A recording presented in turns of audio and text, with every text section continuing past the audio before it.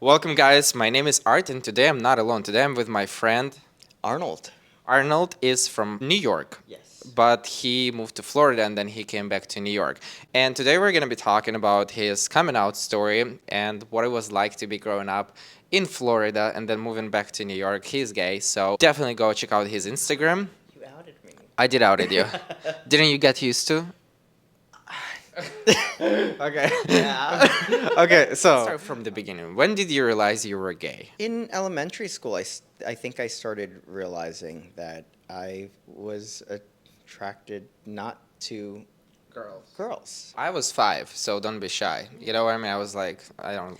It's a weird thing to put into words because at that point, I don't think you know what those feelings are. If I had to put an age and a timeline to it, it was that early where I didn't like what other people or what other boys my age were liking. What kind of family you grew up? Was it like more religious? Was it more open-minded? How was it? Very religious. Oh, yeah, I'm going to need this because it's a long and very complicated and convoluted history. But yeah, I mean, I grew up, my parents are very religious. My family, we grew up in the Pentecostal church. It's just very religious. They speak in tongues. That I think that's always one that like people, yeah. I think that's what they're known for. Mm-hmm. Tongues, yeah. Like is it? when the Holy Spirit comes upon them, Mm-hmm. they speak in different languages, Mm-hmm. something like that. I did that for like 18 years. I was in the Pentecostal church for 18 years. It was tough because I was growing up in that environment. I remember at one point, like the pastor of my church called me in and asked me if I was gay, and I was like, no, I'm not, because I was terrified of saying that I was, and I was terrified of telling my parents that I was because I knew they wouldn't react very well. When I think of my family, I think of the church. They're so committed to it that they are one and the same and always were one and the same in my history and at that point in my life. And mind you, we were in church minimum 3 times a week. If not, I remember at one point I was there and I was part of the choir as the good little gay boy, good little Christian boy that I was. There were weeks where I'd be there 5, 6, 7 days a week. The message was very clear. And whether they said it explicitly or not, being gay was a sin. So he called you in and asked if you were gay. You said no. What happened after? I don't know if it was a conversation that my parents started or that he started with my parents. But I remember around that time that both he had a conversation with me and then my parents did. There were some prayers done. They prayed over me In different tongues. in different tongues to protect me from the horrible evils of homosexuality. And anal sex. Okay. Okay, so on a serious note, so you said not. What happened like after 18 years old? Like, did you move out right away, or do you have a siblings too, or no? I do have 2 younger brothers. I'm the oldest. My middle brother, he's 5 years younger than me. So having left New York and going to Florida, where it was so much more conservative and less diverse than New York was. So already in school, I felt more isolated and more alone. But then at home, because I knew that my parents were concerned about me being gay, it was kind of like I constantly avoided my family because I didn't want them to think. I think I avoided everyone in my life for a number of years because I didn't want them to think I was gay because I knew that if I just opened my mouth, Let's come on. right, it was just like, oh, gay. Yeah, and so even with my family, and I knew that they thought it, and I didn't want them to think it, and I knew they kind of treated me a little differently from my brothers because of it. So me and my brothers are not necessarily close. I think like me and the youngest brother, we're starting to get a little closer now, and my parents were a little estranged. Did you came out to them? Like, did you just tell them I'm gay? And what age was it and how was it? That must have happened. I must have been 24 or 25, and the middle brother, I get a call from him And he kind of said, "Oh, people in church are talking." Because at that point, I had been posting pictures with my first boyfriend. But I wasn't, but I was posting them as if like, as friends, right? Is that like, I think that's a lot of us do it, like, oh, my buddy, like, we're bros. I think that's what got the people in the church talking. I don't know why they weren't talking about Jesus. Okay. They were talking about me. Asked me, he called me randomly, which we don't talk a lot, so he called me and he asked me, and he's like, "Listen, I'm not going to tell my parents, but..." Doing you a favor. I'm not gonna tell my parents. You can tell me. Right, which... Tell me right now. Are you gay? Yes. Yeah.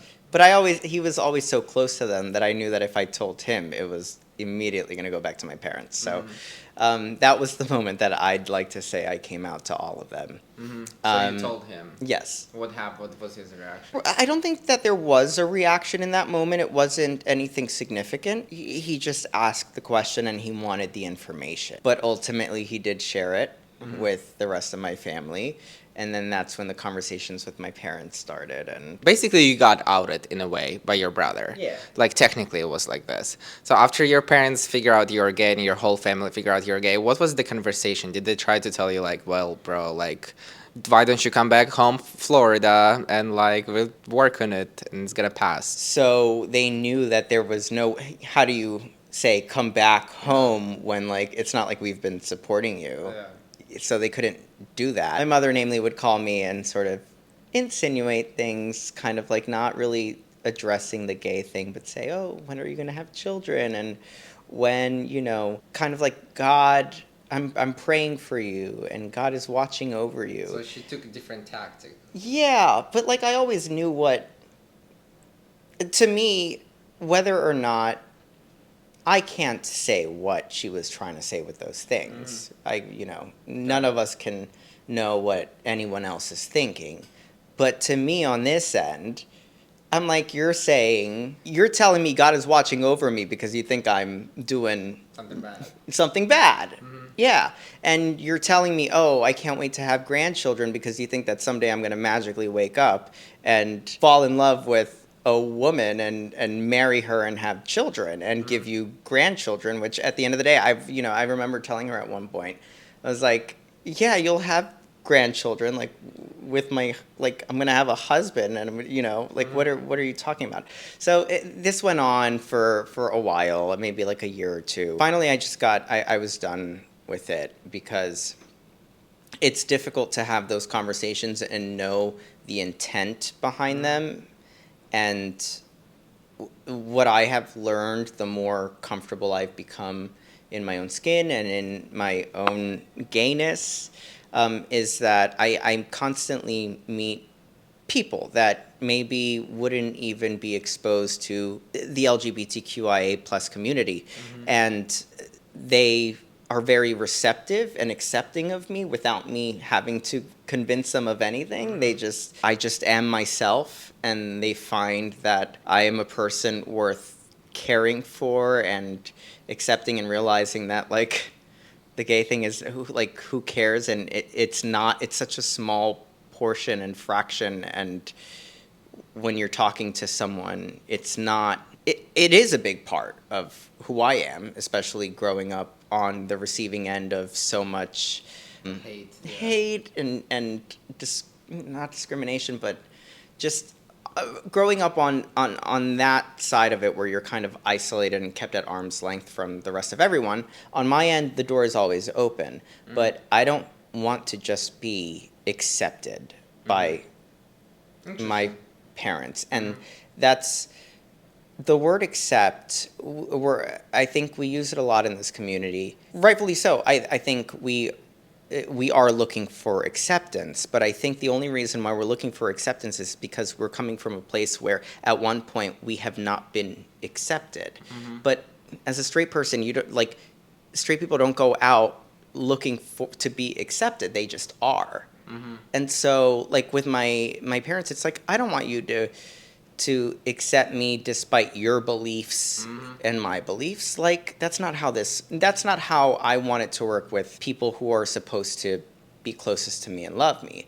From perspective of being not only gay but being Latino guy, I don't know how Latino people are more religious. I'm sure like evangelical white people also like very religious. You know what I mean? But like, was it harder for you? Was the aspect of being Latino played into it's a little bit harder? Yes.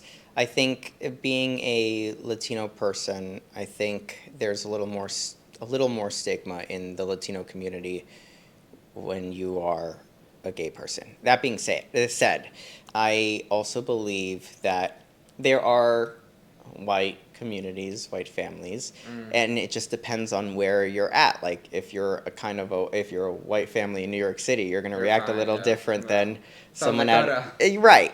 So I think there are levels to that, but I think the older that I get, I realize that the difference comes, in my life, has come in how we treat each other in the community and how people of color are treated, even by other LGBTQIA plus people in the community. Like, it's just, you would think that people who are marginalized and treated differently for being gay would realize that you shouldn't treat other people that way, but I see it all the time, and even to this day, like, I experience it, and a lot of that has to do with privilege, and that's the difference that I see between people of color and white people. There is like definitely like an audience there is like 13, 15, 16 years old, and like they go through a lot of things that you go, and especially now with Florida with all the bills and like you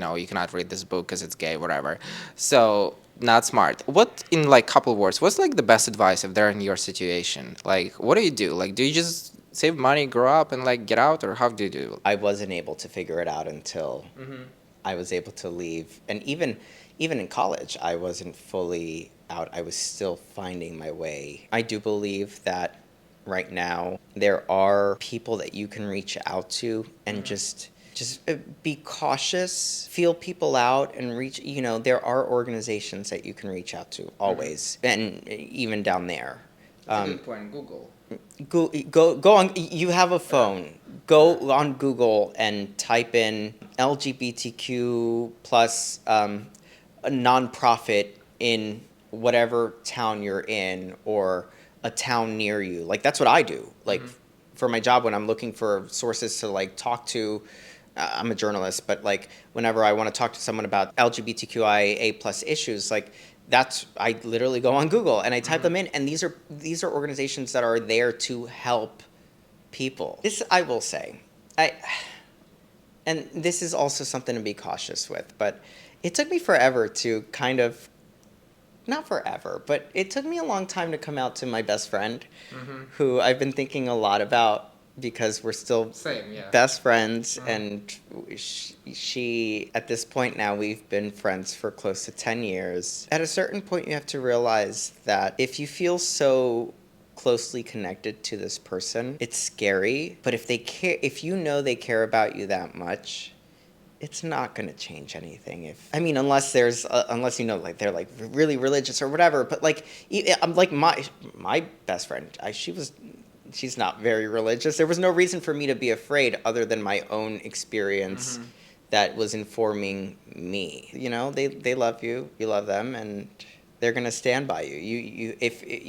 You'll know who's gonna stand by you. So that was quite a deep conversation. You guys should smash the like button, and I hope you enjoy. We enjoyed our wine. It's almost over here, so we gotta get more wine. Yes. And please go follow Arnold. He does great work. He works on TV, so he's been doing a lot of different things. So go follow and support him. Also, let me know in comments if you have any questions or if you want to ask him something. So maybe he'll come back. You never know. Maybe he'll start his own YouTube. Maybe you never know what's gonna happen. So thank you so much for watching. Don't forget to go check out all my websites and the VAP page and Instagram. We really appreciate you. And the point is, trust your best friends. Because like, I came out so late to my best friend. She was like, oh, if I knew, it would be so much easier. Well, my best friend was like, I knew. My best friend was like, that's so funny. My best friend was like, no, I didn't know. But No? Well, you're giving those straight vibes. But like, I don't know what she probably, but she's like weird. It doesn't matter. So yeah. So Anyways, thank you guys so much. Smash the like button for the good karma and for good year ahead. And we'll talk and see you in the next video. Bye. I never got it, why'd you have to go? I guess this world's too slow for you. I think there's beauty in the gray, the cold, but you just want